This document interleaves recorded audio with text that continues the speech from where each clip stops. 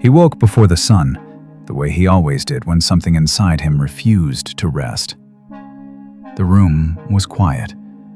The kind of quiet that forces you to hear your own thoughts. He sat on the edge of the bed, elbows on his knees, hands clasped, eyes down. He whispered a short prayer, not to be powerful, not to be rich, not to be admired, just to be better today than yesterday, to listen more, to lead with patience, to carry what he had been given without abusing it. It didn't work perfectly. By mid-morning, he would interrupt someone. By afternoon, irritation would rise. And by night, he would understand the truth again. Growth doesn't happen because you ask once. It happens because you get back up every time you fall. Listen closely. You don't quit because you're human. You continue because you are. Years earlier, he believed success would feel like standing on solid ground, wide, safe, warm with applause. But when he finally reached what he once called the top, he discovered something no one prepares you for. The higher you climb, the lonelier it gets. The mountain was real. So was the wind. Every step demanded balance. Every decision carried weight. From below, people saw achievement. From above, he felt responsibility and pressure and the quiet fear that one wrong step could send everything sliding. If leadership feels heavy, it's because you're carrying something that matters. Comfort tempted him in that season. Life softened. Urgency faded. Discipline loosened its grip. And that's when clarity struck. Ease isn't a reward. Ease is a threat. Because comfort doesn't sharpen you, it dulls you. Hardship builds strength. Ease tests whether you'll keep it. What pulled him forward again wasn't pressure from others. It was desire, a deep itch in his chest that refused to disappear. He tried to ignore it, told himself to be grateful, to stop wanting more. But the desire stayed, persistent, uncomfortable. Then understanding arrived. That desire wasn't random. It wasn't selfish. It was evidence. The proof came before the possession. If the desire exists, the seed already has permission to grow. That's when he stopped apologizing for wanting to make a difference, for wanting to build, to help, to grow, to earn. Wanting more didn't make him greedy. It made him responsible. So he chose not to drift, not to wait, not to play small. In this world, you don't accidentally become somebody. You decide to carry the weight. Commitment demanded risk. People warned him to have something to fall back on, a safety net, a backup plan. But he couldn't live that way. If he was going to fall, he wanted to fall forward. Because falling back keeps you where you were. Falling forward shows you where you're going. And he fell. Hard. Publicly. The kind of failure that echoes when the room goes quiet.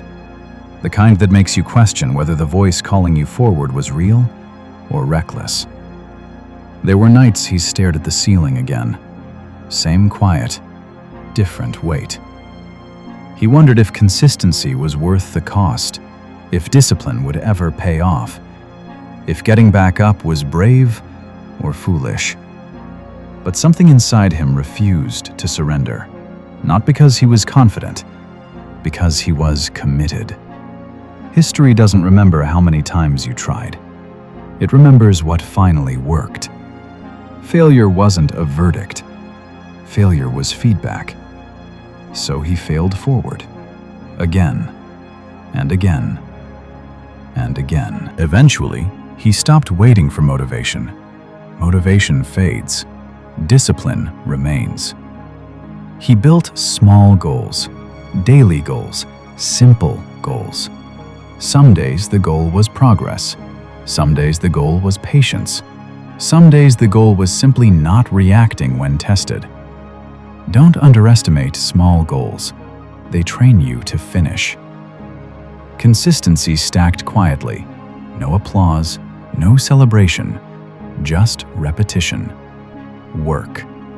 Faith applied daily. Hard work works. Not fast, but honestly. Time passed, and something changed. Not suddenly, not dramatically, steadily. He finished what he once abandoned. He stayed when quitting felt easier. He became dependable. That's when he understood something critical. Success isn't reaching the mountain. It's becoming someone who can survive there. Character keeps you where talent takes you. When the rewards came, they surprised him. Not because they were small, because they didn't satisfy the way he imagined. The comfort, the recognition, the things. Temporary. The real joy came the first time he reached back. The first time he helped someone stand again. The first time he saw belief return to someone who almost quit. This is the secret. Success feels empty until it's shared. He began to teach. Not from ego, not from a stage, from honesty. Each one, teach one. He warned people not to confuse movement with progress. Running in place looks impressive until you realize you haven't moved. Goals matter, direction matters, discipline matters. People matter most. One evening, after a long day, he stood alone again. Not broken, not finished, not at the top. Still moving. And for the first time, the quiet didn't feel heavy. It felt clear.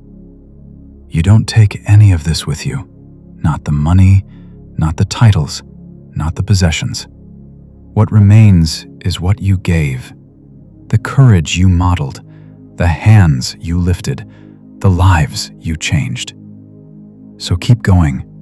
Strive, grow, learn, progress. Tomorrow will come. You'll get up again. Pray again. Fail again if necessary. But never stop moving. And if you fall, fall forward.